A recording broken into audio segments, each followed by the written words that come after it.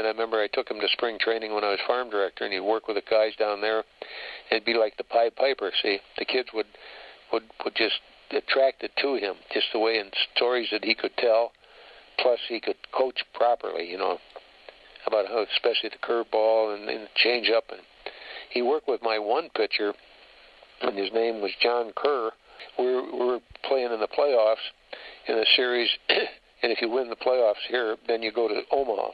Right. It's a little different format they have now. But anyhow, I lost one game. It's a 2-game elimination in the tournament. So anyhow, we had played Michigan State, and John had pitched the game and hardly broke a sweat. And what he came up with a little scroogey change. He was left-hand pitcher. Sure. And that increased his fastball. Plus, he's a confident guy anyhow. So anyhow, now he said, kiddingly, when the game was over, he said, "Coach, you want me to pitch the second game?" I said, "No, John, thank you."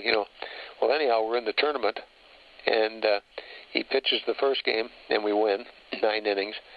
And I said, "John, how about pitching? Start the second game, see how you do. As long as you go." Well, he pitched 10 innings in the second game, 19 innings in one day, and he drove in the winning run with a sacrifice fly with a winning run on third base. So that's a pretty good. That's one of the better sporting events I'd been associated with. That one. Yeah, what a performance. It is. And the funny thing, you'd have to know Ray in this, because driving up from Ann Arbor to it was played in Kalamazoo. Yeah. His wife and my wife and he were driving up there, and Ray kept saying, "Well, I wonder who Don's going to pitch today." He kept, "I wonder who's going to pitch." Well, then the first game went, and then when they saw John go out there the second, you'd have to know him. He said, "Lord Almighty, I didn't think of that." So, but it was quite a feat, I'm telling you. So, today, now, if you ask the guy to do that, what would happen? Yeah, no, it wouldn't. They'll never let a guy go, Well, they say, well, he's going to hurt his arm. Yes.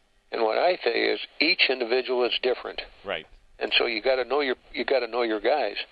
And not every pitcher can do this, but a guy like Mickey Lolich, he could throw every day. He could, Mm-hmm. And McLean had that type of arm too, Right. Boom, the ball jumped a little and so on.